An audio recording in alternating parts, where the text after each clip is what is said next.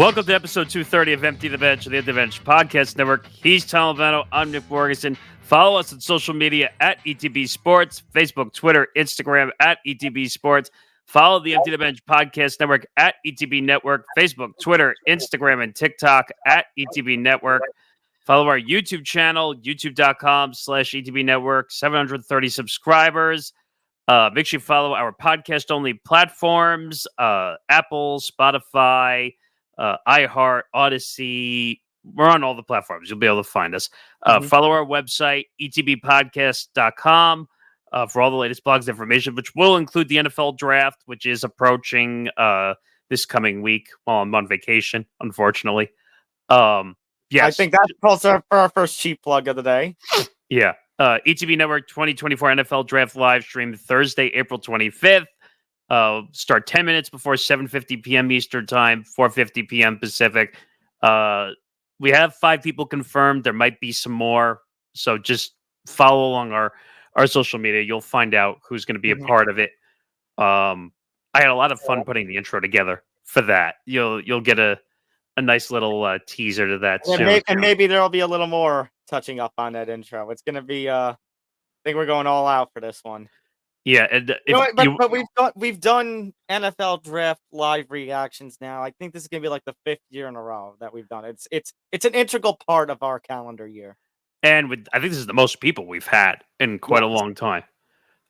So the more people, the merrier. We can get more involved. Also, Empty the Bench presented by Playback, the network, and the show itself. Presented by Playback, watching sports is more fun with others, but we spend too much of our time watching alone. Playback is a virtual space where communities can stream live sports together with everyone perfectly synced up. Creators can hop on stage, deliver their own play-by-play analysis and commentary, and invite viewers up for Q&A.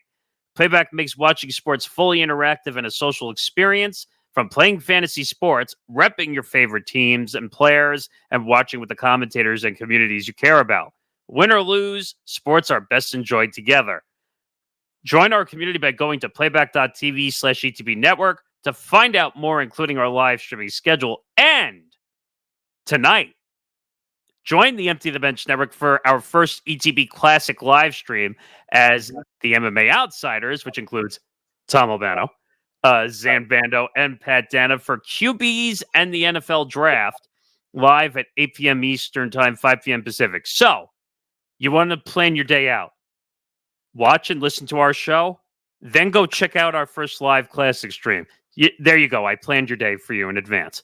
So, like you said, the pilot edition of ETB Classics. We're gonna take a look at old classic stuff. Usually, this would involve classic games, but with the NFL draft coming up, we'll be having a look back at some of the highs and the lows of the NFL draft with quarterbacks that were taken. So, obviously, we'll talk about Brady. We'll talk about busts like Jamarcus Russell and Ryan Leaf and Johnny Manziel. We'll talk about those fun times. Which, by the way, had his own Netflix documentary, which just came out. What was it? Quite a few months ago, which revealed a lot more about Johnny Manziel than we really knew. Right, and of course with the 2024 draft class being pretty loaded on quarterbacks. At least 5 potentially for the first round, maybe even a 6th. We'll be doing a lot of discussing about. That's why quarterbacks are a big theme. And we'll talk about some recent draft classes that have had some noteworthy quarterbacks. I mean, 2018 class had 5 quarterbacks in the first round, I think. You saw Josh Allen there. You saw Lamar Jackson there.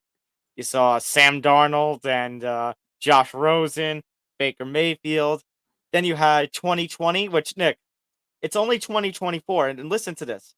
Within the first 6 picks of the 2020 draft, Burrow, Tua, and Herbert. That's pretty good. Yeah, that's a stud 3. And then you have what? Just to give an example, because we want to talk about quarterback busts, which is going to come up in this episode, ironically enough. That's where I exactly was going with this. Yes. When was Zach Wilson drafted again? Because it feels like 10 years ago now. I was just about to go to the 2021 draft, which, Nick, is looking like, as much as we had 5 quarterbacks taken in the first 15 picks of that, almost every single one of them has been a bust. Trey Lance, Justin Fields, Mac Jones, Trevor Lawrence is the only one that's actually been doing decent out of those bunch. And this third season he just had was even a questionable one. And then there's the one, the only. Just do it. Wait, you want to play it now? Okay. Now. So wait. We got to set this up. This needs a little more teasing. I just said it. No, but this needs a little more teasing because we haven't done these since the NFL season. So just so people know for context's sake, Tom puts together these amazing little clip videos for it was for Broncos Country. Let's ride over the Football Friday when that comes back. And then it transformed once Aaron Rodgers joined the Jets into also Jets Country Take Flight. Yeah, well, there's probably going to be a few more added to those this coming season. But I mean, we had didn't we just have Steelers Country Let's Ride before? Yes, something like that. Yes, we did. But now the Broncos decided, you know what? We don't get enough attention, but we decided to do something else. And ironically, since we are going to lead off with the story, let's give you a little look into what Tom does, and then we'll describe why we're doing this.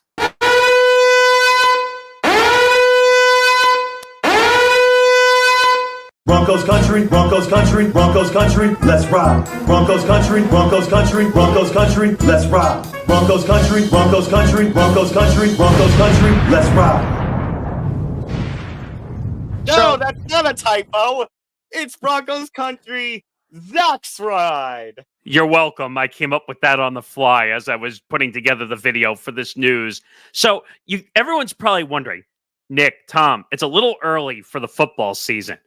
Like, what's going on here? Well, this news just happened, and if you're not watching on the video side, well, we're going to tell you. The New York Jets are trading quarterback Zach Wilson and a 2024 7th-round pick to the Broncos for a 2024 6th-round pick. Now, one other element to this deal, which we didn't fit on the banner on the video side, is that the Jets and Broncos have agreed to split this final year of Zach Wilson's contract on the money. So it's about $5 million. So each side will pay about $2.5 to $2.75 million. I think it was 5.5, and you were right, 2.75 each. So, I mean, Nick, considering that the Bears only got a 6th-round pick for Justin Fields, which, by the way, could turn into a 4th-round pick, depending on physical and everything. I think he has to play 51% of the snaps. But my point is, how is it that the Jets were able to get just as much, if not more, for Zach Wilson? Well, they didn't get more. They got a 6th. So and theirs doesn't transform based on playing time. So theirs is going to be a 6th. Okay, so then let's say it's about even. Let's say close to equivalent, we'll say. And the answer is Denver is desperate in every way, shape, or form. They're willing to take on anybody that they can get their hands on, which I don't know where. Do we know where they pick in the first round of the NFL draft or no? Actually, just give me 1 second. Let me have a look at the banners that I have set up for the stream on. Oh, wow. You're really prepared for the draft. Yeah. I like it.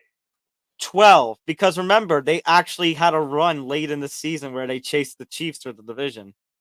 Which I never understood. Like, when you're that in-between level, just why even try at that point?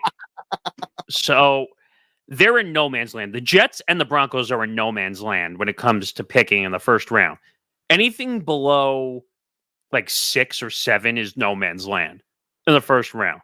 Well, let's remember also that we're going in Denver, Nick. We are going from Wilson to Wilson after they decided they had enough of Russell Wilson, and Sean Payton decided he didn't want to deal with all that money that Russell Wilson was being paid.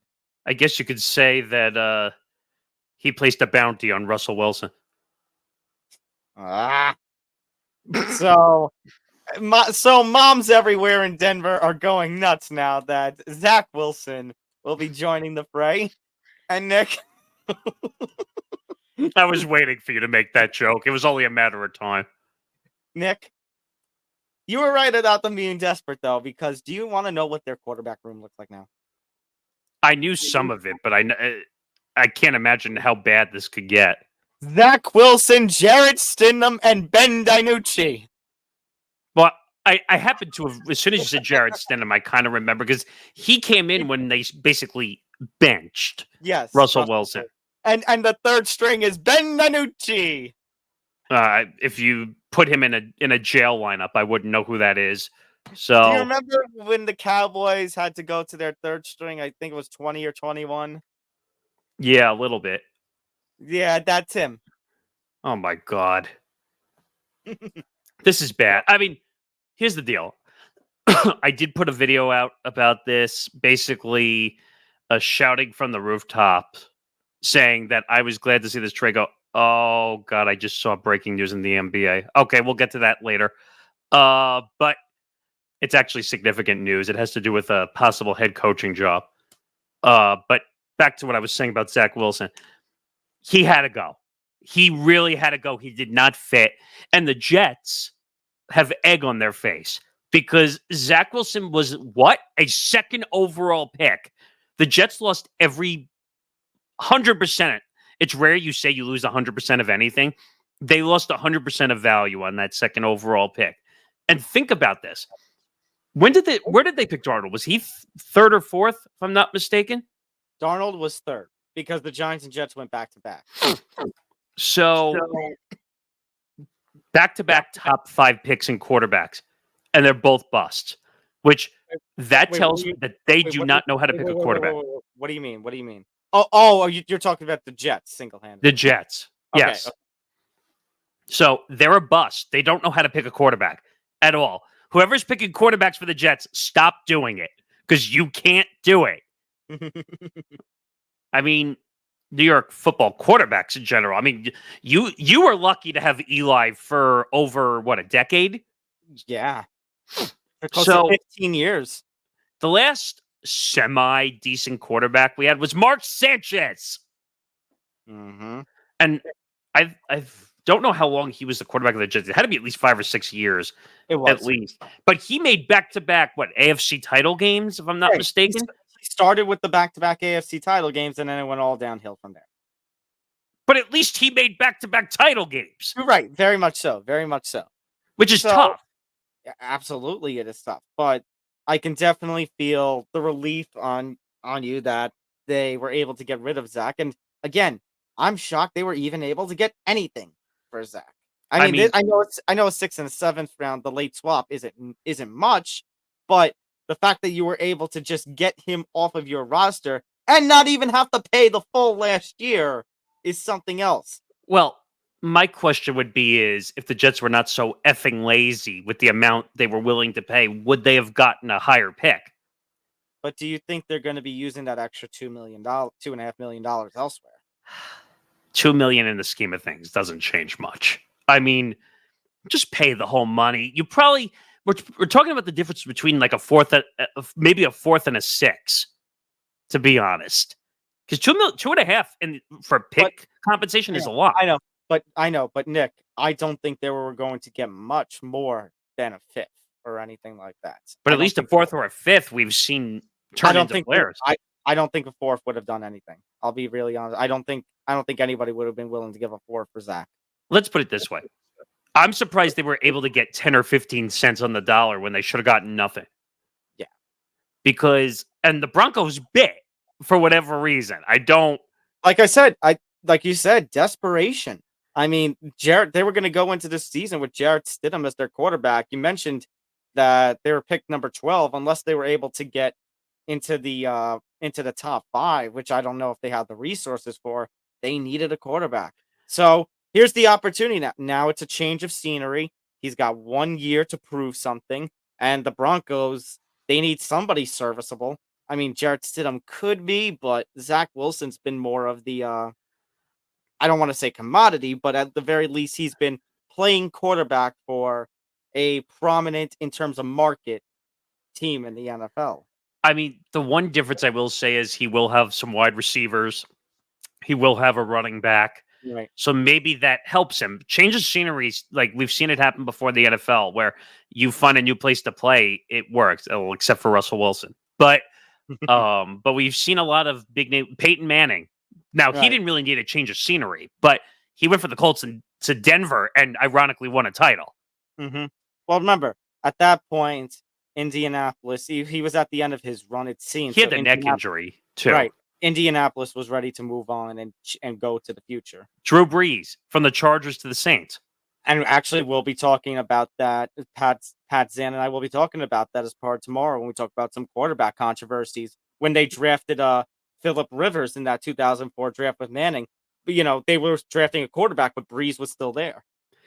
And that was at a time where I think was that the Eli refusal? Yes. Moment? So in the same draft, you had the Eli refusal. So they did the swap with Eli and Rivers, and the Chargers, regardless of who they had taken, they were taking a quarterback when they still had Drew Brees on the roster. I wonder how different Eli's career would have been if he was in San Diego the whole time. I wonder how different Phillip Rivers' career would be if he was in New York. I mean, I still think Eli was the better quarterback. For sure. But being in New York and being in San Diego, or now LA, I think it would have been a much different situation because in New York, you have to grow up quick in football to be something. But I'm happy that I don't want to see his career die. I just didn't think he fit with the Jets, and he was suffocating the Jets the way it was going. And by the way, I thought it was funny that, I'm going to refuse to come to camp until I get traded. What happens if they weren't able to get anything for you? Like, what would you have done then? Would you have just sat out? Like, or would you have done the Johnny Manziel and done stupid shit in Vegas so you can't play? Well, Nick, now it's time for me to have a little fun here. It's time for me to go, put my tinfoil hat on and go to the conspiracy realm. C-O-N.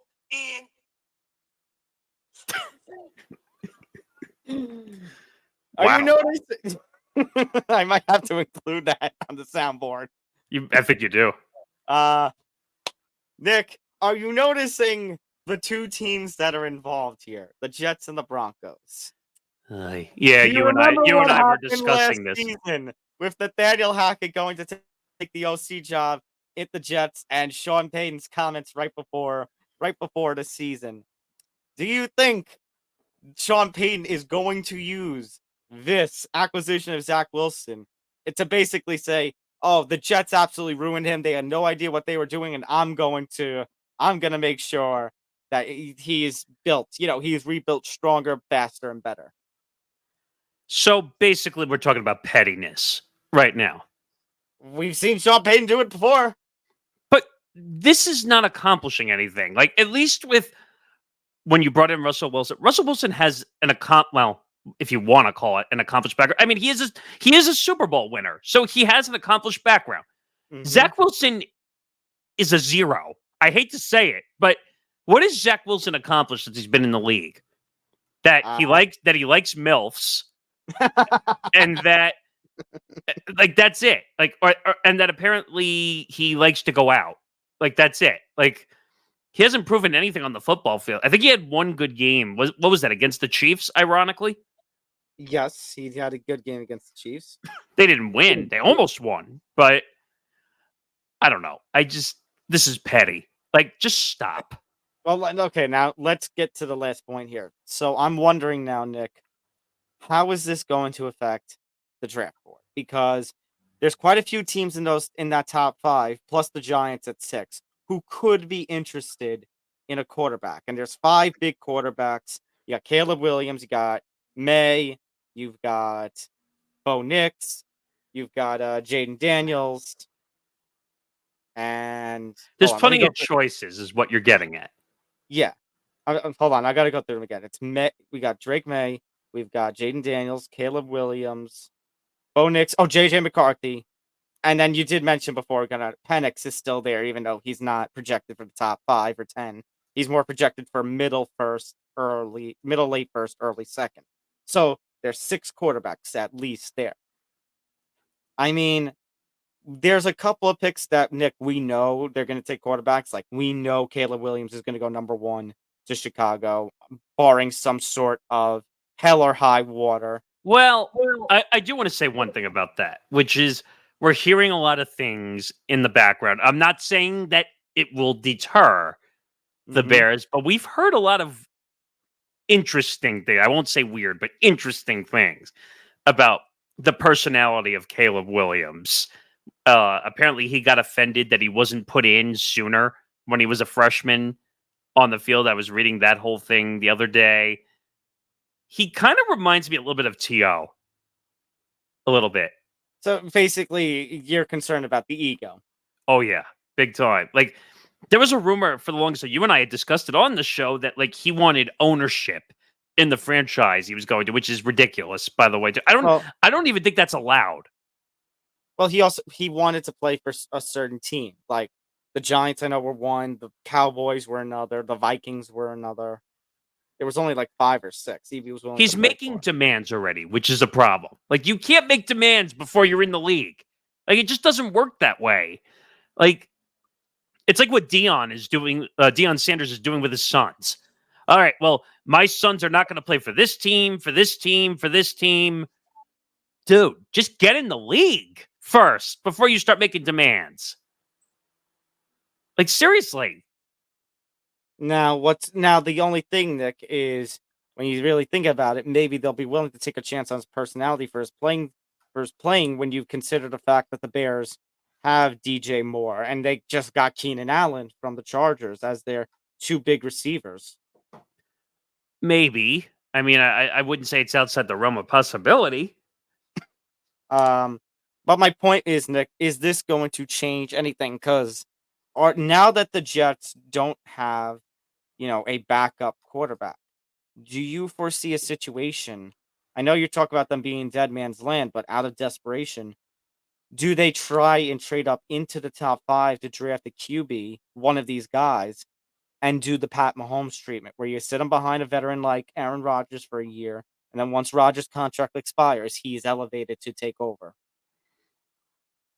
I'm not opposed. I mean, if we have to stick with Aaron Rodgers for 1 year, maybe we get 1 or 2 more good years out of Aaron Rodgers, if possible, if he doesn't have another forced snap injury.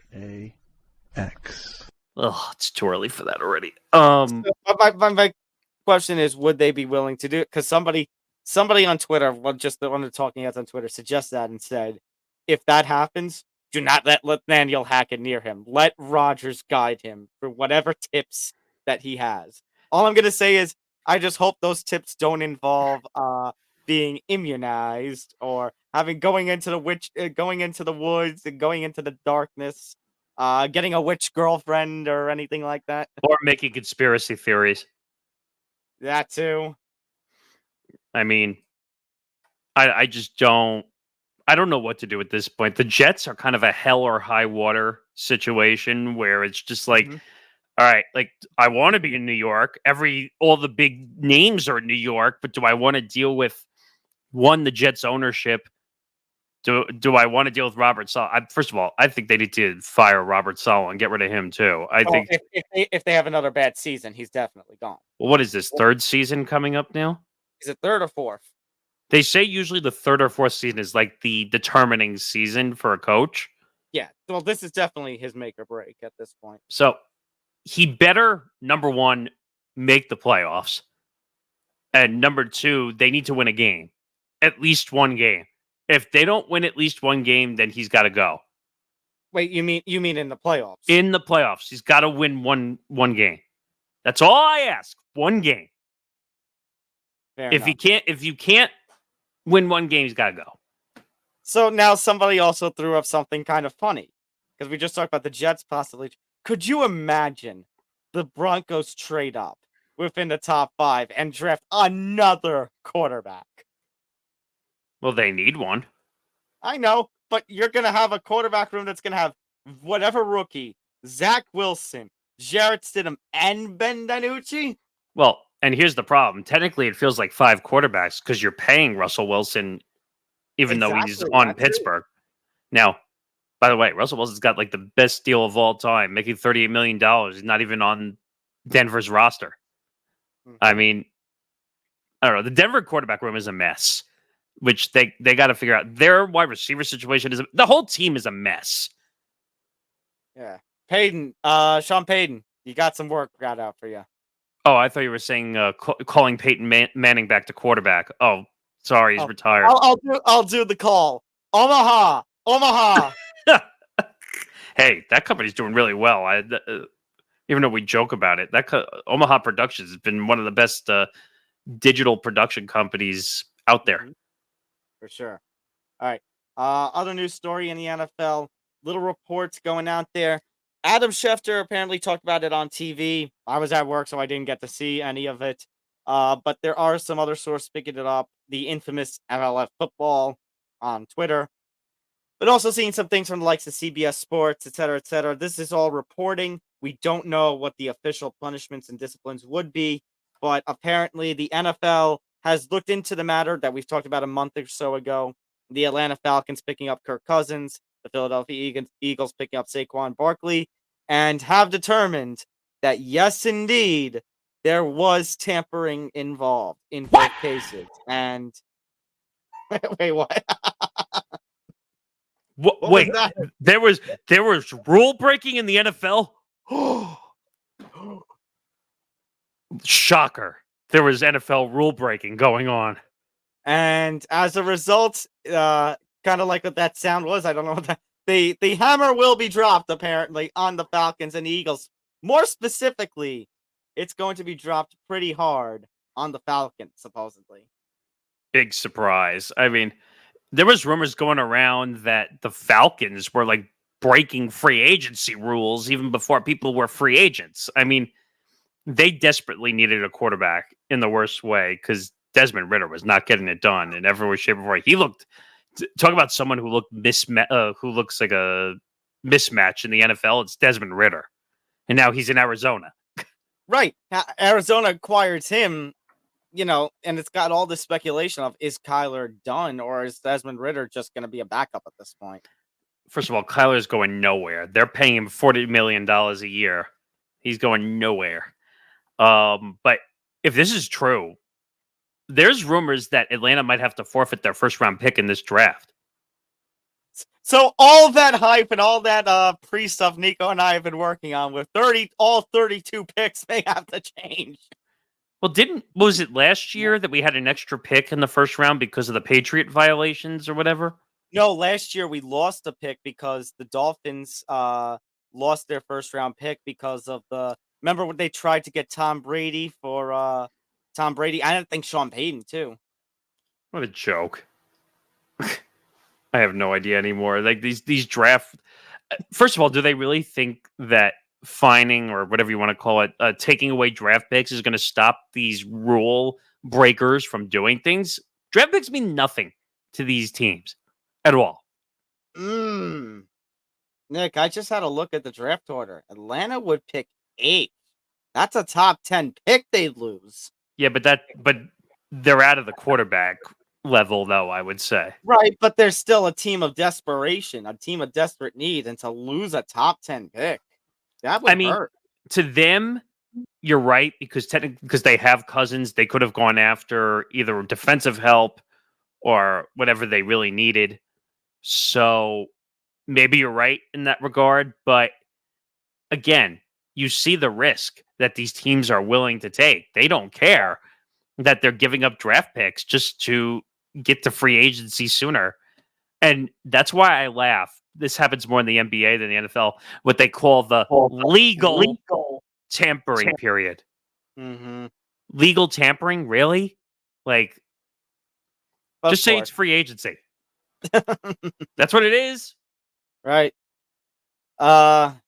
Moving on, a story that we actually had to delay. Obviously we are talking about, episode 230 is coming out on a Tuesday, which is a little unique. We usually record later on in the week, but if you saw episode 229, we kind of explained the whole situation, some of which we'll explain again. We talked all the baseball and basketball on Friday's show, 229. We will talk a little basketball on this show too, but this one's more focused on football with the NFL draft coming up, more focused on hockey now that the playoffs have started there. So we had to move some stories around. This one came out last week, but we're getting the chance to talk about it now. The investigation basically being finished up over in Dallas, and it turns out Rashee Rice was one of the participants, after all, within that multi-car accident. But he was not the only football player. As it turns out, SMU cornerback Teddy Knox was also involved in, and it seemed like the two were drag racing, and now the two of them are being sued for $10 million for their involvement. So they were former teammates. That's why they were together when this happened. Um, the uniqueness about this whole thing, the two expensive cars, by the way, are both owned by Rashee Rice. So they were drag racing together in two cars that Rashee Rice owned. So Rashee Rice is going to get most of the damage, quote unquote, from this situation. Yes, but if you're Teddy Knox and you're just playing at the college level, I mean, most of the blame will go to Rice, but I don't think Knox is going to be exempt from consequences. I could see the NCAA coming down pretty harshly on him. I mean, why are you drag racing? Like, I hate to ask such a dumb question, but like, I'll give you the answer. It's for a thrill, but the question then becomes, why did you need to take that thrill? Why did you need to have that thrill? Because I meant more from a logical standpoint, not that's the my whole point. thrill. Yeah, Is that did you think that everything was going to go okie dokie okay? Because now you're being sued for $10 million. Rashee Rice is definitely gonna. I mean, it's the NFL, so he's not gonna get much, but you're gonna be looking at somewhere in the vicinity of 2 to 5 games.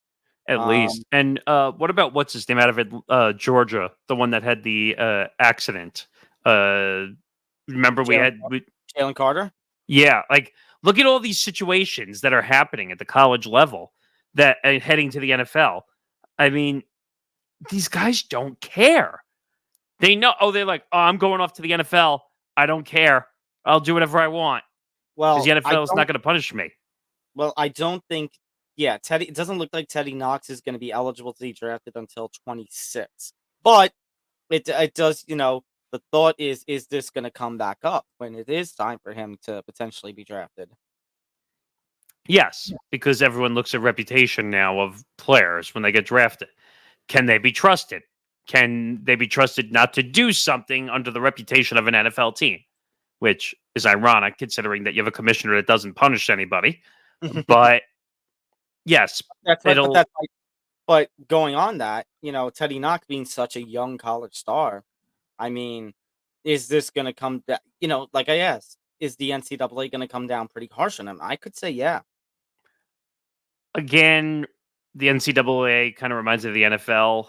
They will say they're investigating something for a long period of time, and then either they'll come down really hard or they just won't do anything.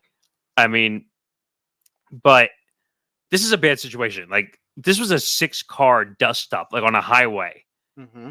and there were injuries. I don't think anyone died, at least from what I remember in the report. No, But but they were injured. there were significant injuries because they went like flying across 3 lanes into a guardrail. Mm-hmm. Which means how fast do you have to be freaking driving to end up into a guardrail crossing 3 lanes? Like, Probably good 100+ miles an hour. yeah, and not that I mean to bring this situation up again, but look what happened with Henry Ruggs and the Raiders. He was driving what, like 120 miles an hour, Something and like he ended up killing the woman, if I'm not mistaken, that was in the car. It was her and the dog. and the dog, yeah. And what I don't get about these guys, get a ride, get an Uber or a Lyft. Stop driving your expensive cars when you're intoxicated or you're impaired. Now, I don't know if these guys were impaired or if they had any situation. Supposedly they weren't. But there's No. another wrinkle to this as well, which I don't know if you remember. I brought it up to you because remember the report was that they walked off from the car. Yeah. Well, supposedly, this is reportedly, there were guns in the car. Well, that hasn't been confirmed, but that is an element to the story that makes it, if that's true, it makes it worse. And Rashee Rice went missing, if you remember, for a couple days. But he did come back out and say that he would handle the situation with full responsibility. Okay, but you I know know, how that looks. I know. Like, oh, I'm missing. Do you go missing because you're innocent? No. I mean, And so Nick, dare I say, if guns were involved within this situation, I obviously, like I just said, Rashee Rice probably is not it going to get. makes it worse. It makes it worse, but still, he'll probably only get half a season back. If there were guns involved in the case with Teddy Knox, you're looking at least at a full NCAA season suspension. Well, again, it's tough because they have to see what his direct involvement was in the situation. Were the guns in the car he was in? Now, technically, I thought gun possession is based on if they're in a car, it's based on who owns the car, at least. So the gun possession might go back to Rashee Rice, even though if they were not him. So that's stupid that they were driving two cars that he owned. Mm-hmm. So And then, and again, I said it before. I don't want to really harp on the football too much because, there were people who were injured. There were bigger things in football here, but the Chiefs just lost their best defender. Now, if you lose your breakout young wide receiver for quite a bit of time, that's gonna hurt that team a lot. see, this is rare. Like usually someone who does this type of thing is usually not your number one star. Usually. Like I I was gonna don't say usually the Giants had a situation quite a number of years back when they were the top team in the NFL. well, I guess you could also say, what was it, Miami with the boat or Minnesota? Actually, I would say the Minnesota one was worse. The cruise, what was it, the cruise ship boat? The with that supposedly they had the rumored sexual assaults going on the boat. Yeah, yeah. That was back in like the Randy Moss, Dante Culpepper days, and they didn't really do a whole heck of a lot when that happened. And I know this is cross sports, but if we are gonna bring up, the potential of guns involved over in the NBA, Gilbert Arenas. John Morant. Yeah. And we see that. Well, first of all, what have I told you many times? The NBA and the NFL seem to act the same way when it comes to certain things. Adam Silver. Oh my God, guns. Oh wait, we don't punish for that. At least not as much as we should. We treat gambling worse, which is sickening to me. That we're treating gambling, which I get is an addictive quality thing. Mhm. I understand, but car accidents. I'm assuming, I don't know the stats, but car accidents, I would assume, would kill people way worse than gambling would. Yeah. But we're giving Calvin Ridley a full year suspension for gambling.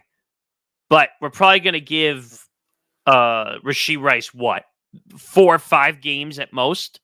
I know. It's a mockery. So, well, that goes to show you that they're truly in bed with the gambling companies, but that's neither here nor there. But this is a bad situation. Somehow, and Tom, I think you know what I'm going to say. They're going to settle this somehow out of court for what they say, an undisclosed amount. Mm-hmm. And then we'll never hear about it again. Yeah. All right. A couple of other stories here in the NFL. Speaking of the Falcons. Yeah, this is one that's been definitely making its rounds. Robert Kraft. So Bill Belichick not getting involved with the team in 2024 was one of the bigger storylines here. One of the bigger headlines because everyone assumed maybe the Falcons job, maybe the Chargers job. And it's neither job.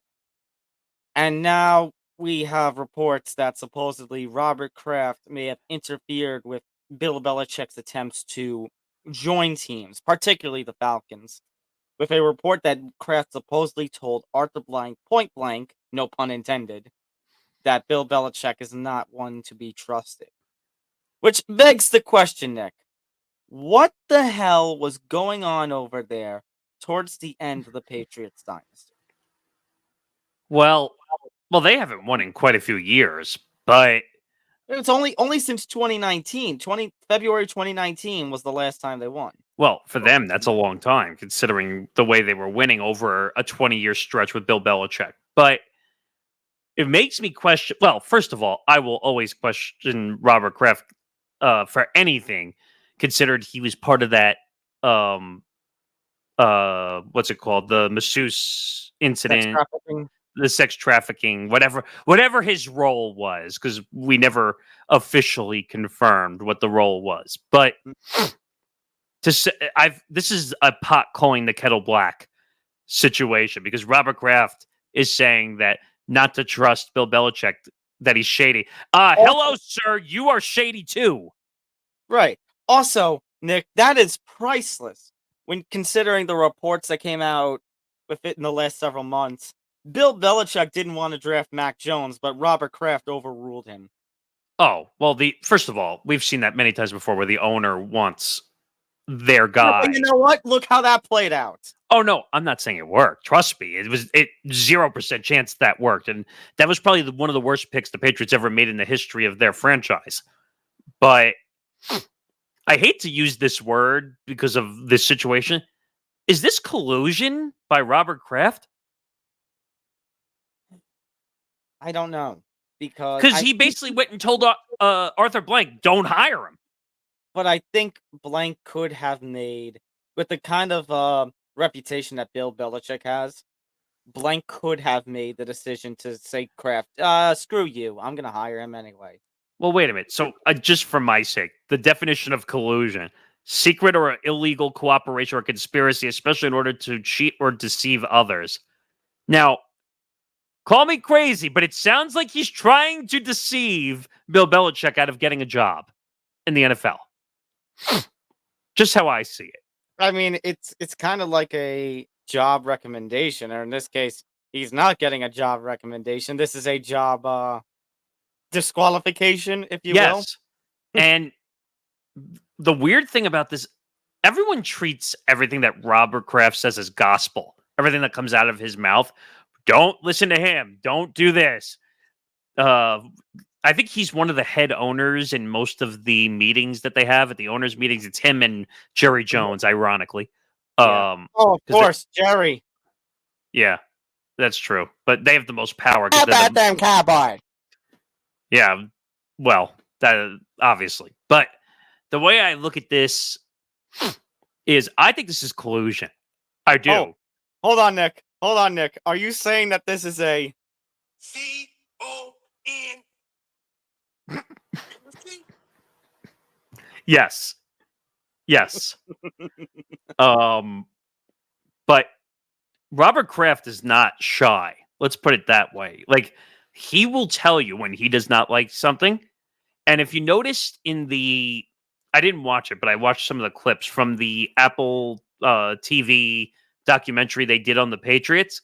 Mm-hmm. Like, Bill was very honest about certain things that went down during the dynasty run.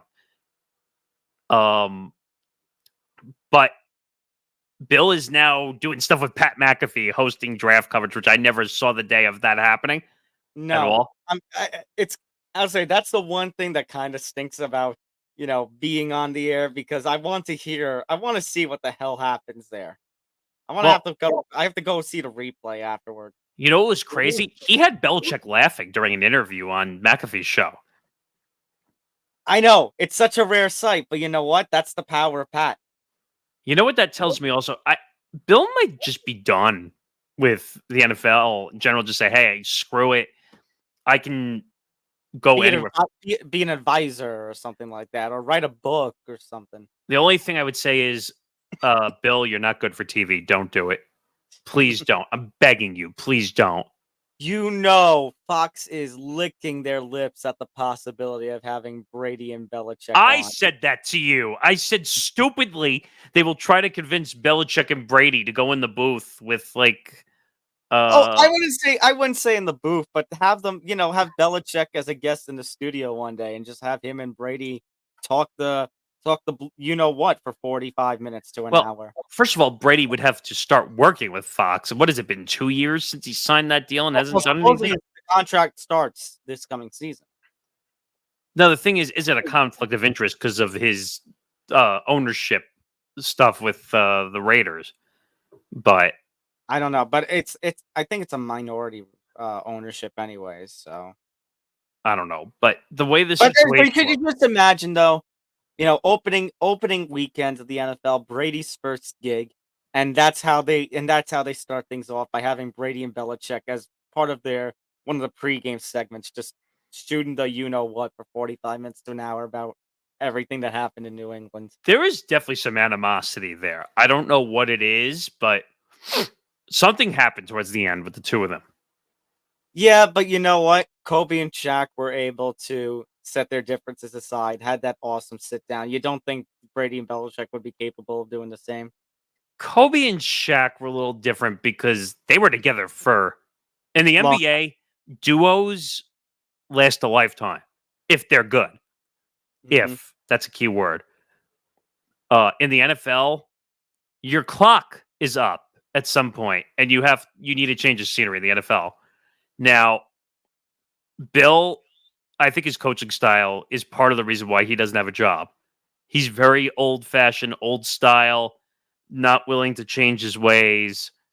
And I think that's part of the reason. Now, I think Robert Kraft doing stuff is not helping, but Yeah.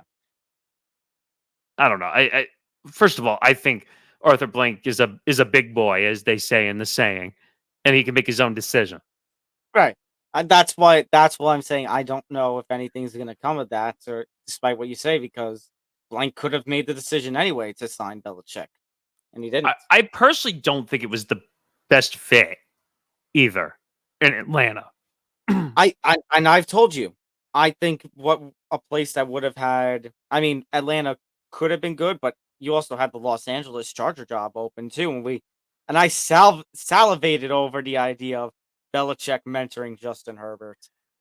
But I think part of it is Belichick wants a now situation. I think that's where he thrives. I should. You're right, and I should say that was before the Chargers traded Mike Williams and Keenan Allen away. Right. Like Atlanta wasn't bad because I guess they might have been going after Kirk Cousins, knowing that they might have been getting Belichick. Yes, but at the same time, I still think Atlanta's in decent opportunity when you consider all the young pieces that they have. It's just got to be a matter of them, being utilized. Arthur Smith didn't do that. Right. Right. And I'm trying to remember off the top of my head. Which team was Raheem Morris hired by? Was that the Falcons? Raheem Morris. I believe that was the Falcons. Yeah, he was hired by the Falcons. Because I thought did he get a new head coaching job or no? I thought he was one that got. Falcons. Oh, so he did get the Falcons job. Yeah. So I don't know. That would have been a great. I don't know. I don't know how the head coaching thing works. It's crazy how they choose their head coaching roles. I don't think Bill Belichick gets a job in the NFL again, though. Head coaching job. Let me make that very clear. You think he'll be advisor if he gets anything? Yeah, the quote advisor role. Speaking of Tom Brady, Nick, he might come back.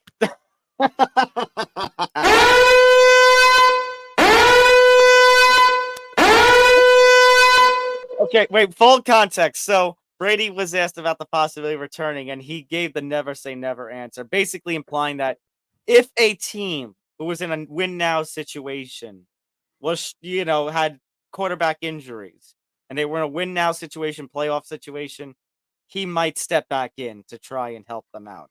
All right, big shot. If the Jets somehow are in a playoff to win situation, are you going back? Oh.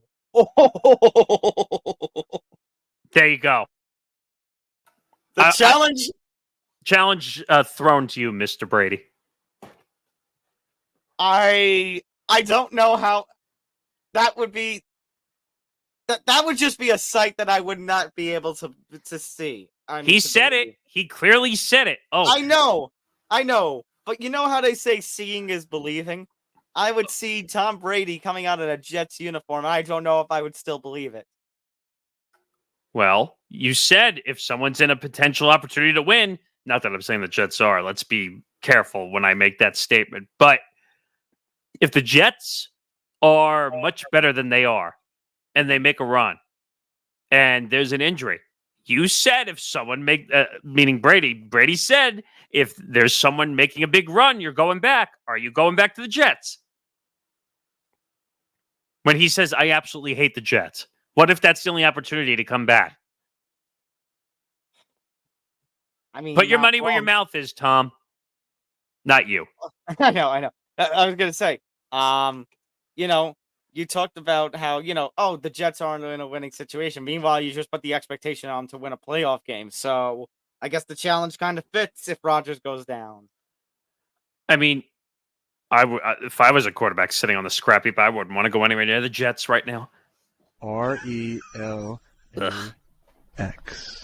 Especially because of that. Between the ayahuasca and the conspiracy theories, I don't want any quarterback getting into that nonsense.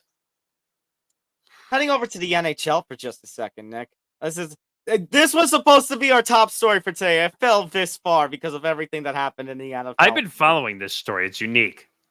So the Arizona Coyotes have played their last game in Arizona. Now, obviously, the Coyotes ownership for the last 15, 20 years has just been an absolute nightmare.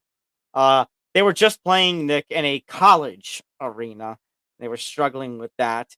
And the new ownership is basically, it has been given the approval to move to Utah. There is no team name as of this time. But Nick, something kind of interesting, which you will be familiar with as an NFL fan. The Coyotes are getting the Cleveland Browns treatment. So the Coyotes are going to be considered a discontinued franchise. All Right. the players, all the staff, everything that was in Arizona will go to Utah, but it will be deemed a new franchise.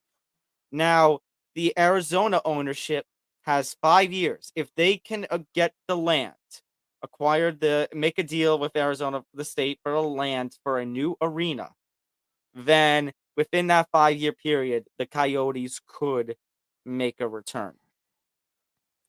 And they would be considered a reactivated team, but they would become essentially the 33rd NHL team, which would mean another stint of expansion for the NHL. Well, that means there would have to be 2 teams added, not just one. So I mean, it doesn't have to be in the same year because Seattle and Vegas weren't in the same year. But yes, eventually within the few years after reactivation, there would have to be another NHL team too. So I'm reading the info. So if you're an NBA fan, you'll understand who the ownership is. Yes. Ryan and Ashley Smith of Smith Entertainment Group, they own the Utah Jazz. By the way, Ryan Smith has actually been a very unique, interesting owner in the NBA. He's a technology guy, which a lot of sports owners are.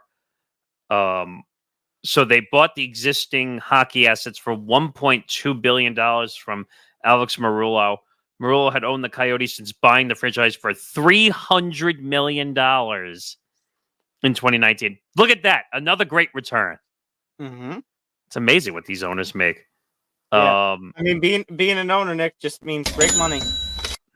Right. Having great money and getting great money.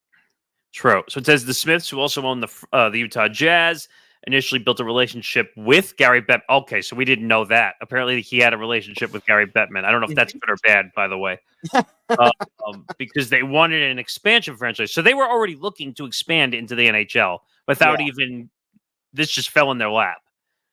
However, the past several months, the conversation changed, and Bettman approached the Smiths about becoming a solution for the Coyotes instead. So Bettman approached them about taking over. Well, and you know what? Look what's happened now. Now they're going to Utah. They're going to have a actual arena. Utah has been craving. They already have it. They started. I saw a video of them putting it together. Yeah. And on top of that, I forgot the number I told you, but I think they have 6,000 season ticket deals already waiting, which is insane.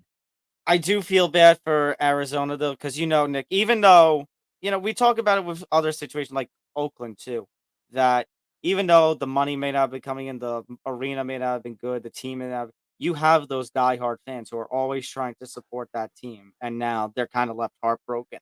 My question is, though, and It's Yeah. the typical answer, and you'll tell me if it's not.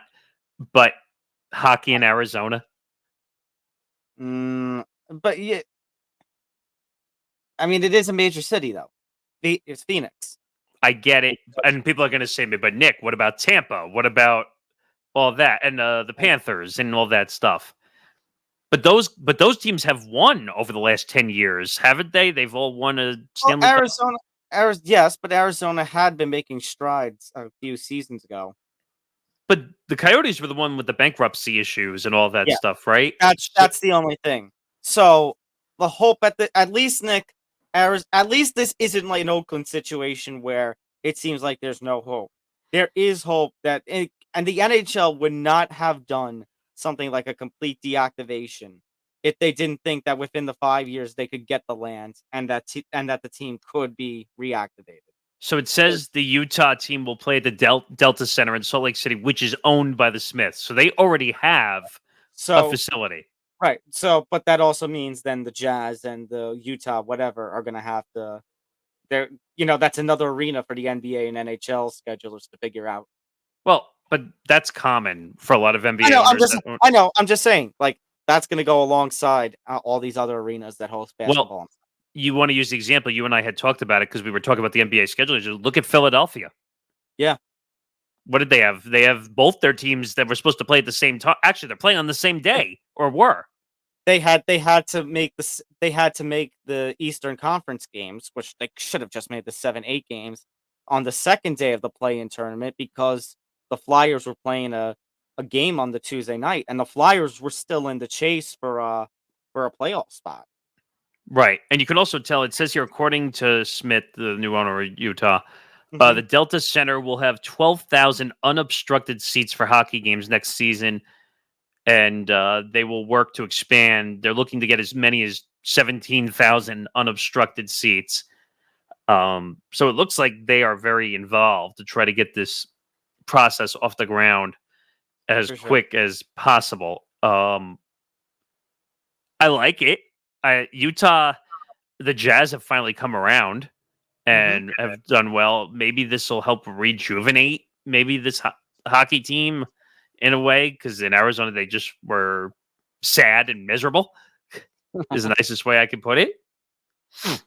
It says the extra $200 million in this week's sale will be right, because technically the sale was done through the NHL, right? So they bought it from the Arizona owners, and then the NHL sold it to Ryan Smith. This wasn't a direct ownership to ownership change, which I didn't understand at first, but that was just how bad of a situation ownership was in Arizona. So the NHL just bought it back. They just happened to have, all right, we have $1.2 billion sitting around. We'll buy it. I didn't know the NHL could do that, but we'll see what happens. And I think it's good. I think it'll rejuvenate the team. I'm hoping. Yeah. And I'm hoping that Alex Moreto, who was the majority owner since July of 2019. Like I said, hopefully within the next 5 years, he makes that deal for that land and gets Arizona hockey back. All right. Before we do some previews, Nick, let's address the breaking news. And oh my God, Nick, I saw this. I saw this, and there was just one thing that just came to my mind. Just what? What? The Hornets are expected to interview JJ Redick? Yeah, so this is not the first time that JJ is actually interviewed for a head coaching job, and he's said this on quite a few podcasts and his own, actually, that the Raptors interviewed him for a head coaching position a few years ago. Personally, he should stay what he's doing. He should continue to podcast, continue to be on First Take, where he can yell at Stephen A. at least twice or 3 times a week. Continue to do a podcast with LeBron. Yeah, I mean, it's a good gig. He would have to give all that up if he took an NBA coaching gig. And who knows if it's gonna really succeed if he has it.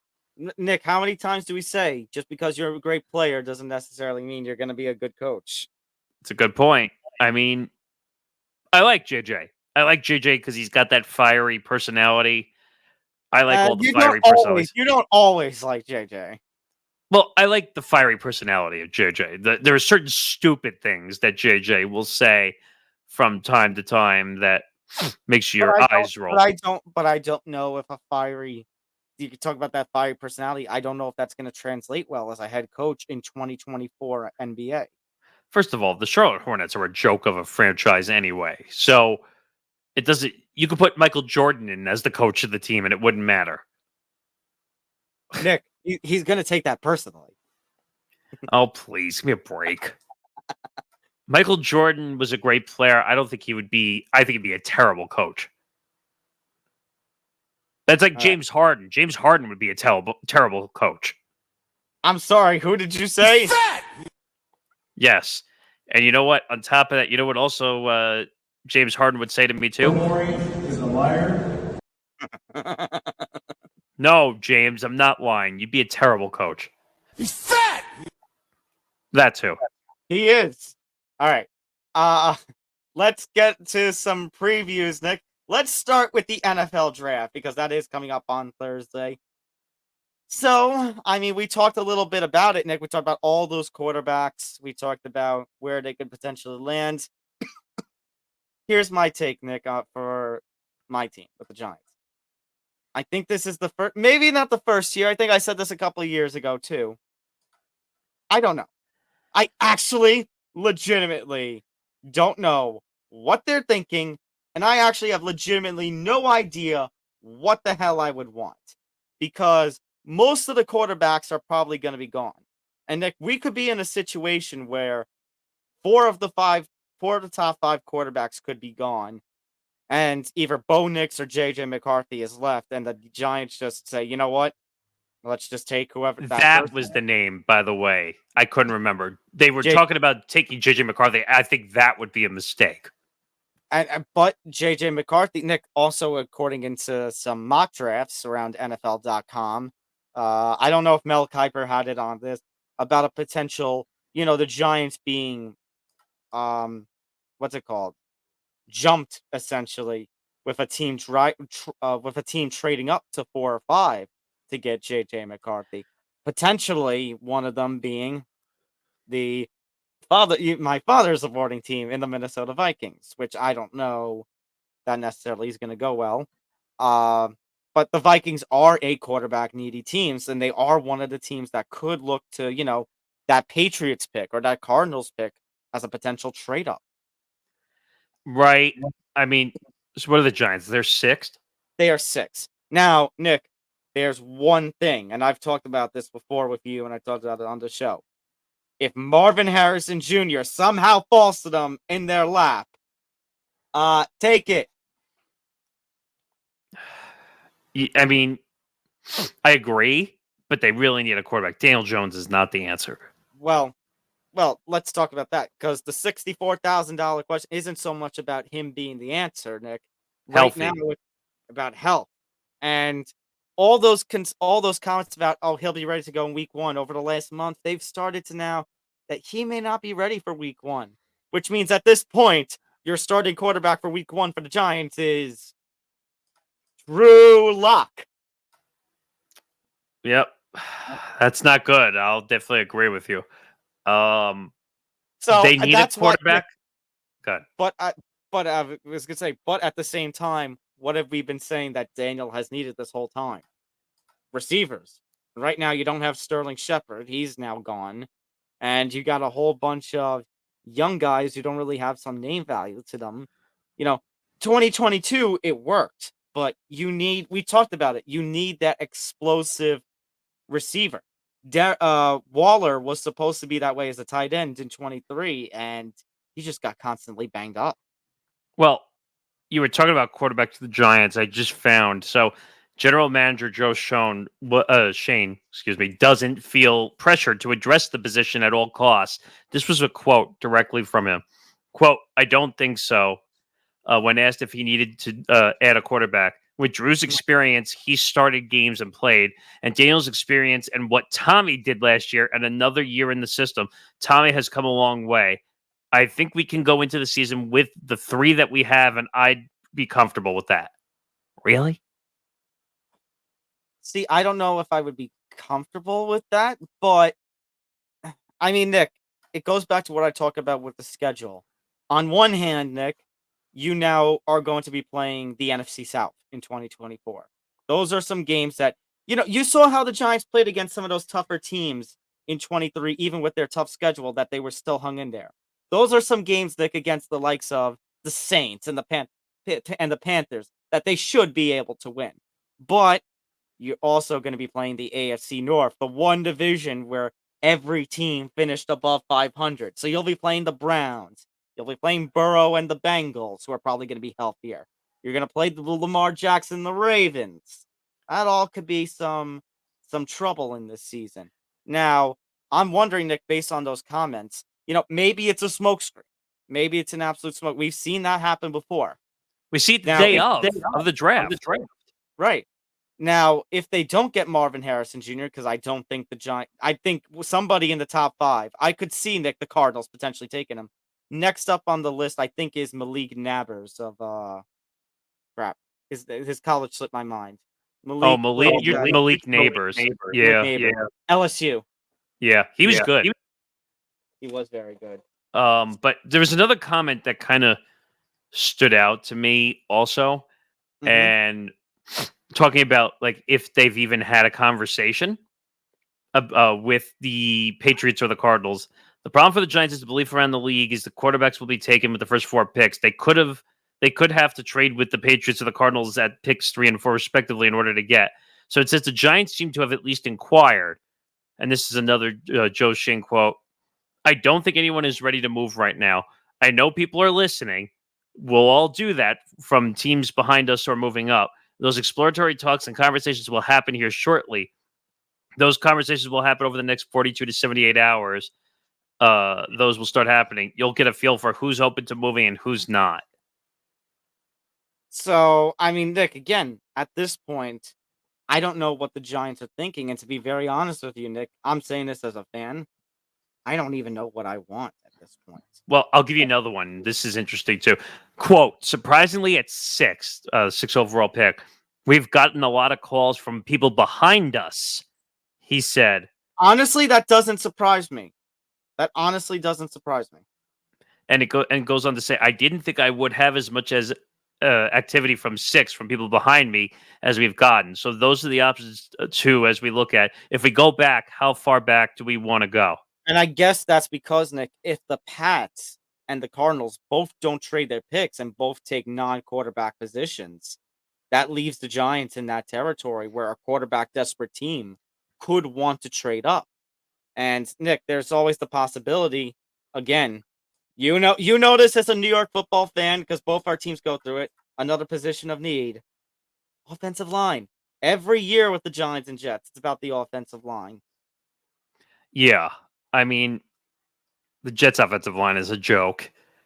The Giants, the joke is every year that it's a Swiss cheese offensive line. So both offensive lines need help in a lot of ways. The quarterback situation, though, is unique, though, because both quarterback positions are in flux right now. And Nick, I honestly would not be shocked if they don't pick a quarterback and they go with Drew Lock, and then potentially they do what they just did with Russell. Because remember, in Daniel's contract, if he gets hurt this year, 2025 gets renewed automatically. So I wouldn't be surprised if a Russell Wilson situation develops here. I want to know what idiot clause that is that allows you, if you get hurt, that your next year is guaranteed. I want that agent. Same. But wrapping up quickly because we have other previews to do. What do you want for the Jets? Are you in the same situation where you don't know what you want? I don't. Let me take it from another unique perspective. I don't trust the Jets ownership at all whatsoever. Like, I could say I want a quarterback, and then they'll go draft an offensive line. I could say I want an offensive line. They'll go draft a quarterback. Like, they're going to do the complete opposite that everybody wants.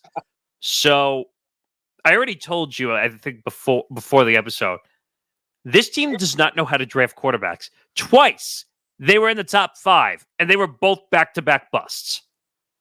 So For clarification's sake, for anybody, you're talking about Sam Darnold 2018, Zach Wilson 2021. yes, correct. And they were bad. They were not just like, like they just didn't perform. Maybe they needed to change. They were busts.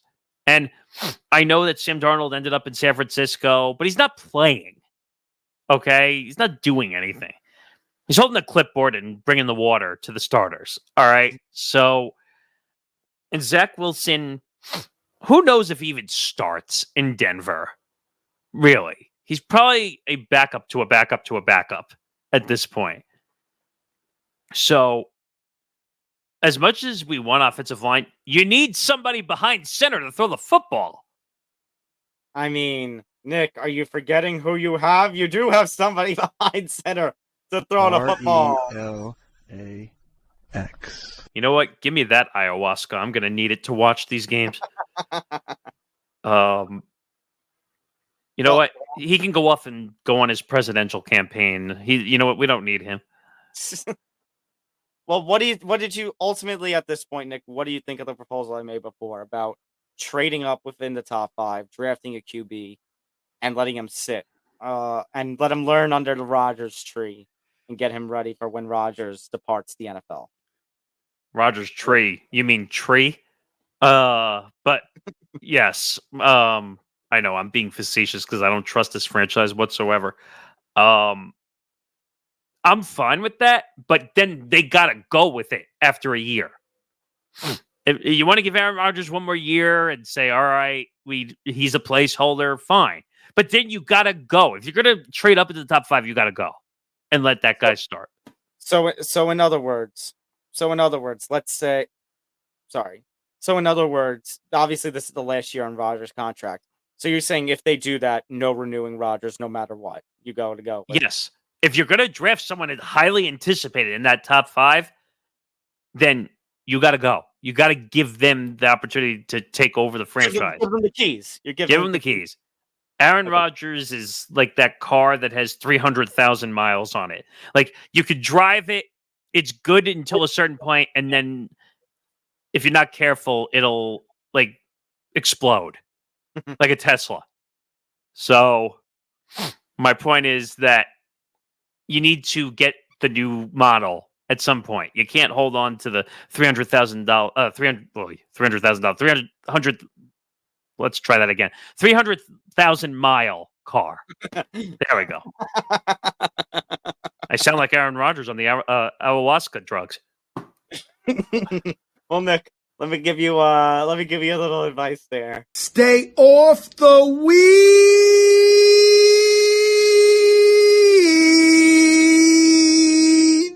Duh.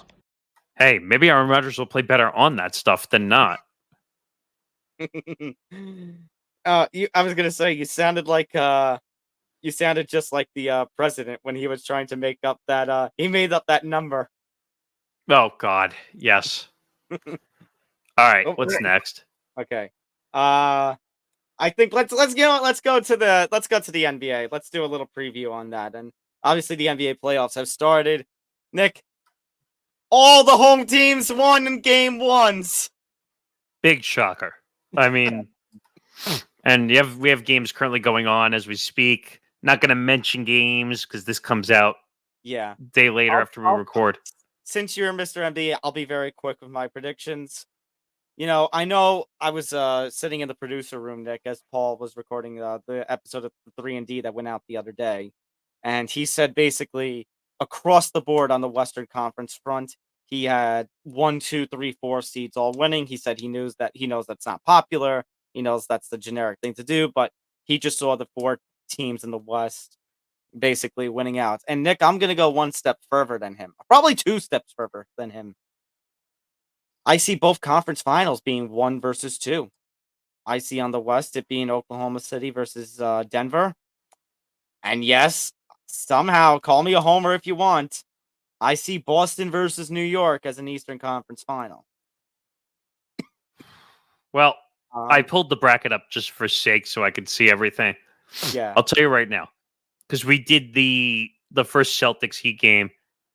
The Celtics basically blew out the Heat until they decided to pull a foot off the gas pedal towards the end. But they were leading by 35 points at one point. They have no Jimmy Butler.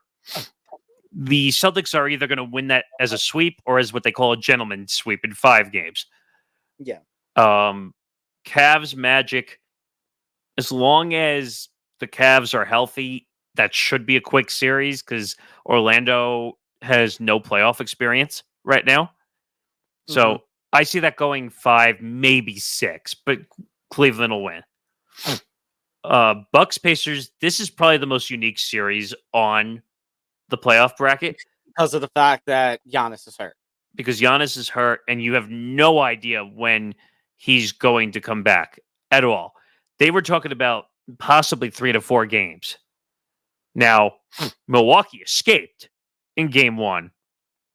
I don't remember the actual score of the game. I'm trying to go back quickly just to see what the score was. But okay, it was one. Oh, they actually didn't just escape. They won by 15 points. Okay, what am I saying? But Stay off the weed. Stay off the weed, right? But just look at the box score. Like they needed Dame, and Dame had 35 points. How often are you going to get 35 points from Dame? You're not. So, and I'm just looking at the rest of the box scores. So, actually, Chris Middleton had 23. Bobby Portis had 15. He's been good. Brook Lopez even chipped in 11. And then I just look at the Pacers stars. Pascal Siakam, who they got from the Raptors, 36 points. But where is Halliburton? Halliburton only had 9 points. That's a problem. He's one of their big all-stars. Now, he was injured for most of the second half of the season, but they need him if they're going to win this series. But I could see the Pacers stealing some games here. I can't tell. Yeah. Depending on what's going on with Giannis. But I'm a little more confident that they won by 15 points in game 1. So maybe Milwaukee sneaks through. And if that's the case, Milwaukee will be even more dangerous if they're able to hold Giannis until the conference semis. And then, so we have Celtics. I have Celtics Cavs on one side. I think that's going to be a walkover for the Celtics. Let's just say for all intents and purposes that they won already at home. Let's say Milwaukee wins this in like 5 or 6 games. I don't think it's going to be a sweep. So Milwaukee wins. Then you have Knicks Sixers. The Knicks look really good in game 1. I'll give you that. But it's the Knicks. You think it's a first round exit? No, I never said that. I just said it's the Knicks. They make everything way harder than it has to be, is my point. Fair enough. Yes, I'll agree on that. So Jalen Brunson deserves to be in the MVP conversation for this whole season. Is it going to happen? No. But he's quite literally put this team on his back and carried it all year. OG looked good in the first game. Jalen was really good. He got smacked around big time. And that's the problem with Jalen Brunson, by the way, that he gets smacked around. Well, let's talk about that because I said on the playback stream, Joel Embiid has some size on those guys, but Embiid, I think that's the storyline of this whole series is the health of Joel Embiid and him getting hurt in game 1. Yes, and that stupid alley-oop to himself on the dunk was probably with a guy who has a leg injury, you're going to throw an alley-oop to yourself. Good job. Brilliant. But Tyrese, Maxey, and Joel Embiid are their top lieutenants. Their top 2 guys. They have a lot of other great guys. They have Kelly Oubre Jr. They have a few other guys. But it's a very streaky team, the 76ers. They're either going to win a bunch or they're going to lose a bunch. There's no in between. The Knicks, they're streaky too. They either win 10 or 12 in a row, and then they'll go and they'll lose 10 or 12 in a row. And they need their guys to be healthy. Now, the Knicks took care of business in game 1, and that's important. Holding on to home court. They needed to win at least one. They did the job they needed to, so at least if they split, and they can go to Philly and win, but you don't want to hand Philly home court going back to Philadelphia. But we've said a lot about the 76ers in the past. Is it their time to win? No. I just don't. There's so many better teams than them at the current moment. On the West, period. I think the Western Conference is going to win the NBA Finals, whichever team that is. But I'm going to say that the Knicks figure this out and win this series. So let's just say, Bucks Knicks on that side.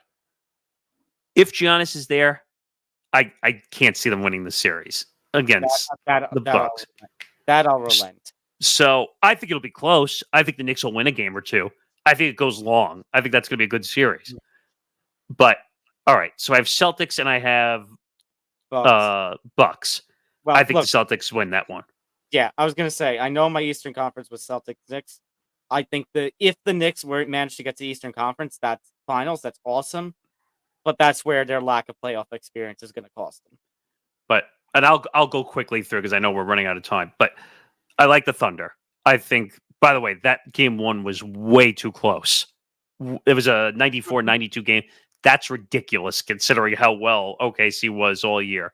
They shouldn't be playing 2-point games, the Pelicans, but that should be a 4 or 5 game series.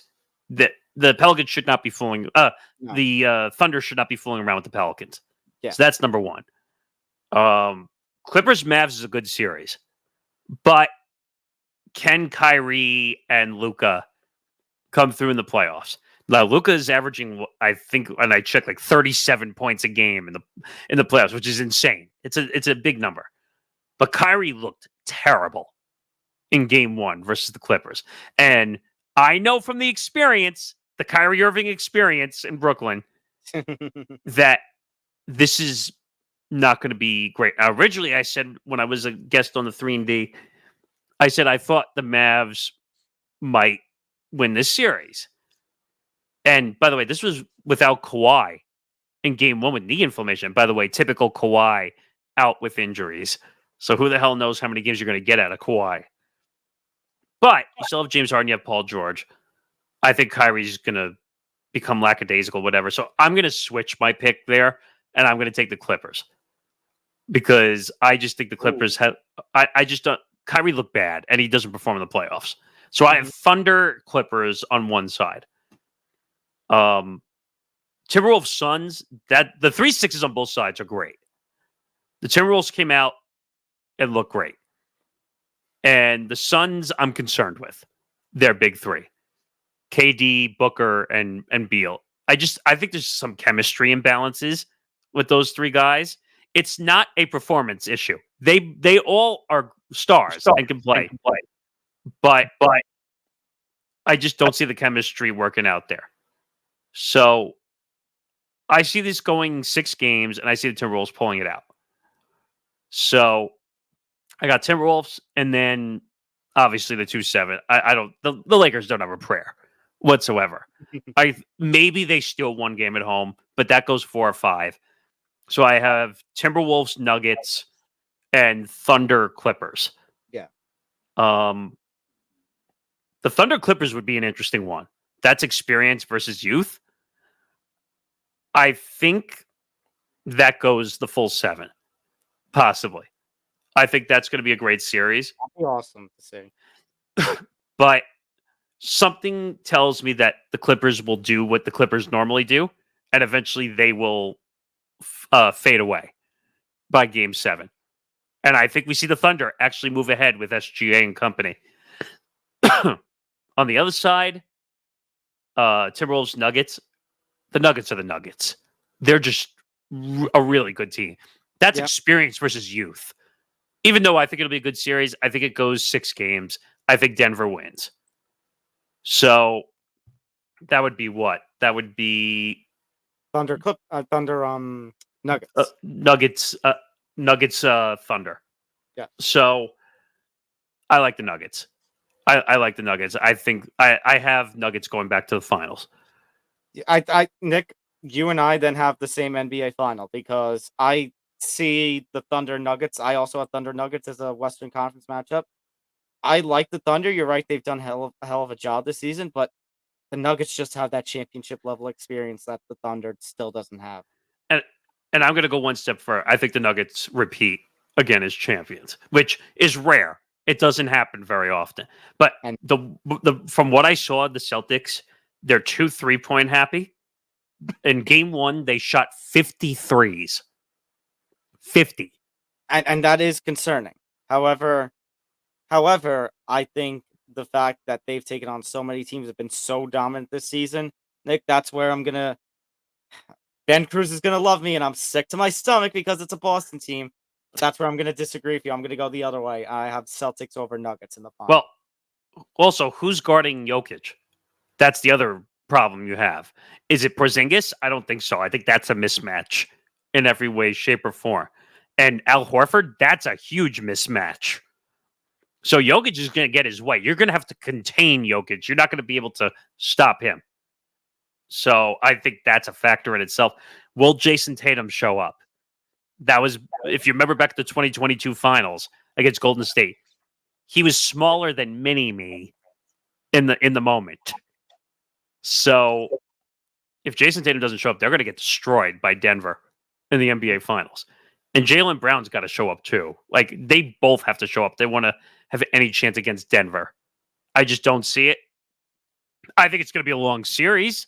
I think they each are going to win games on their home court. But I see that going 6 games. I see Denver winning. So that's how I see the playoffs rolling. Okay. So we're in agreement on certain things, which is actually kind of cool considering you're more of the NBA nerd than I am. Now let's go over to last thing here, the hockey world. Okay. Of course, everyone knows that I'm a very big Ranger fan, so let me have a look at the first round matchups on both ends. Stars and let me start with the West. Stars and the Golden Knights. Golden Knights, 98 points. They're coming off. They had the hell of a run last year. Winning in their wasn't it like their 6th season in the NHL that they managed to win a Stanley Cup. We've seen expansion teams come and win championships quick, like with baseball with the Marlins and the Diamondbacks. But man, the Golden Knights, they have been a consistent top player with the NHL this season. I mean, with the NHL since their inception. Fortunately, this season, I don't know if that's going to be much. I know they had 1 or 2 down years too, but you can say this one's a down year, and it's not because of the Golden Knights being bad. It's just the Stars are on another level this year. The Stars have been they were the best team in the West. They were consistently, some people may even say, despite the Rangers having the Rosen Trophy, that the Stars are perhaps the best team in the NHL this season.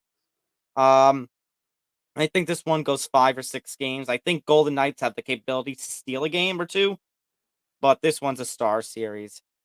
Edmonton versus LA. Edmonton and LA, they were kind of close in the standings there. 104 points for Edmonton, 99 for the Kings. I'm going to go with Edmonton on that one, though, just because higher seed, and I think the home ice will play a role there. Canucks and the Preds. The Vancouver Canucks were one of the better teams in the West. Had a little bit of a... I have to double check, but I think they had a little bit of a rougher kind of ending. 3-3 in their last 6. Yeah, they played basically 500 for the last couple of 2 or 3 weeks of the season, but still good enough for 3rd in the West. And them taking on the Predators, who also had a hell of a good season.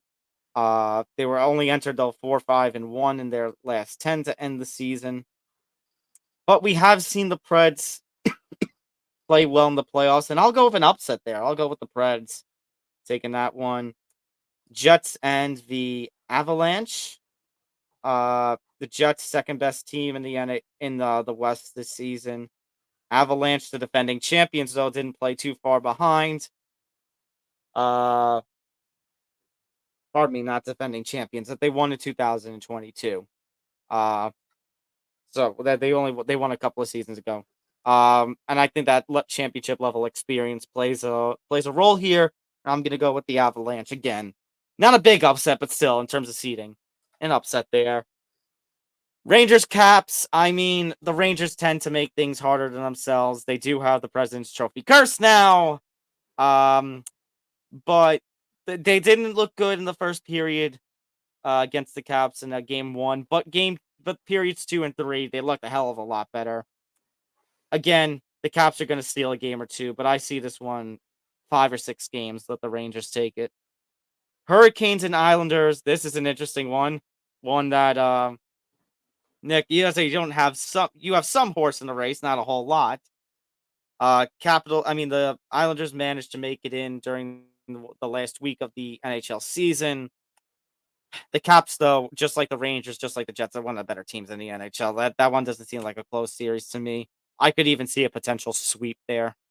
Sorry, Islander fans. That's just the reality. Because I know the Rangers are going to have to deal with the Hurricanes in the playoffs potentially. The further that they go. Panthers versus Lightning, the Battle of Florida in the first round, which is a fun. How rare do you see that, by the way? Hey, last season we had the first time I think the Rangers and Devils faced off in the first round. No, but this is quite literally in the same state. I know. And I might have to say, Nick, Florida played so well this season that I might go upset there. I shouldn't say upset because they're a 3 seed, but you think about the Lightning and the run that they've had for several years now. But I think Florida takes that one. And Boston versus Toronto. I know the Maple Leafs pulled off that unbelievable upset a season or two ago, but Nick, it's the Maple Leafs in the playoffs. Even I know that. Come on. Boston's easily taking that one in 4 or 5. Look, I'm going to be honest. It's hard for me to make a prediction here and be objective here when I have such a, Nick, it's been so long since we've had the kind of run that the Knicks and Rangers are having together in the same season, entering the postseason with such high seeds. Give me something, man. I'm begging the hockey gods. Just give me a cup. We need a hockey show on this network so we can get some excitement for hockey. I wish I could get more into hockey. I don't know why I can't get into it as much. Watch these playoffs. Playoff hockey is a hell of a time. You've gotten me into watching playoff hockey before, and it is exciting. I'll give you that. But for some reason, I can't get into the actual season game itself. By the way, throw up that breaking news banner. Wait, another one? Yes, but this one I think is a good one. Okay. The Chiefs have signed head coach Andy Reid, GM Brett Veach, and team president Mark Donovan to contract extensions. Well deserved. Well deserved for a repeat. So we heard that Andy Reid was up, and we didn't know he wanted to stay. I think first of all, I didn't think there was going to be any question. They wanted him there. Why the hell would you leave right now? You're a 2-time defending champion. Has anyone ever three-peated before? They're looking to be the first three-peat. I talked to Nick D from Moving the Goalpost. Do you know we have the opportunity for a rare feat of 2 three-peats? Do we really? UConn. Oh, yeah. So we have the potential of 2 three-peats happening. UConn on the men's side, and now the Chiefs in the NFL. How often is it that we talk about 2 three-peats going on at the same time? Not a lot. It's not. But I think that's pretty much it for this episode. Right. I'm going away for the week. I'm going to Florida. I'm getting away from the... What? There's one more thing. There's one more thing that you added here that Oh, you're talking about... Yes. So I put this in because you and I can appreciate this one, actually, because Stump the Schwab was probably one of our favorite shows. Growing up. Nick, and actually, it's got double sentimental value if you know who else was hosting it. Stuart Scott. Yes. Nick, so I had the pleasure of getting to watch a live edition of Stump the Schwab. Not the actual episode, but in 2007 when my family went to Florida, conveniently at the time we were going there, or towards the end of our trip, ESPN was at the MGM or whatever it's called now. Oh, the MGM Resort Hollywood, Casino or yeah, Hollywood. Yeah. Hollywood Studios now. Remember when they used to do ESPN the weekend in Florida? Yes. Very well, I do. Yes. So I actually got to walk around like the sets, and I was in the crowd for an episode of NFL Live. I was Wow. I was there for another studio show that they were doing on stage, and as part of in one of the studios, Nick, they did a Disney, interactive version of Stump the Schwab with the Schwab there. Oh, wow. He was actually there. Yeah. People forget, by the way, that he started out as like a stats and information, like 4 different shows. And he was Yeah. such a big sports buff that they turned him into a show. And even after his ESPN run ended, he was still producing and still doing stats and stuff over at Fox. I forgot about that. You're right. But he will always be known for his time at ESPN. Oh yeah. Always. I need to find some time, Nick, during my busy life to just watch episodes of Stump the Schwab. You know what just- I'm thinking, right? Oh, what? We should do some classic watchbacks of Stump the Schwa. Get back from vacation first. You're telling me that wouldn't be fun, though, at least to Yes, I'm telling you, yes, it would be. I'm just saying, get back from vacation first. See, I can't even take vacation. I'm already thinking about what's next. You need to slow down, my friend. You actually have the chance to go on vacation. Now go enjoy it. Yeah, I'm going to Disney. We're taking my niece and nephew for the first time. First Disney trip. So we'll enjoy that. But while I'm away, enjoy the ETB Network 2024 NFL Draft live stream hosted by Tom Albano and Zambando, along with other ETB contributors. Ben Cruz. And Ben Brandon Cruz. Fair, Dan yeah. Shriver, Brody Sorbera. Yeah, there'll be some others. So you'll get a little bit of everybody. The same thing you've gotten from us over the last 5 years of in different iterations, but there's going to be more people involved in this one. So check out the draft. Is Caleb Williams going to be number 1? Most likely. Mm-hmm. Who are the Jets and Giants going to take? Right. How many quarterbacks are going to be taken in the first 5 picks? How much madness is it going to be a trading up, trading down? What are going to be the fate of the other quarterbacks? JJ McCarthy, Penix, Bo Nix, Jaden Daniels, Drake May. Yeah, there's plenty of storylines. So we always do the first round only because after the first round, I hate to say this, but no one cares after the first round. So and I'm going to need a break from how much I'm going to be on the air this week. Yes, but we have plenty of interesting things in the works after the NFL draft is over. We have some new stuff coming on the way as well. We're doing some playback streams. You guys obviously doing the stream for the quarterbacks in the draft. Mm-hmm.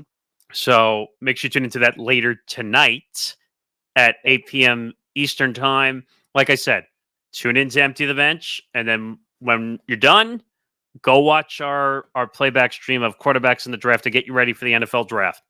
So I just made your content schedule for you. You're not allowed to go watch anything else. That's it.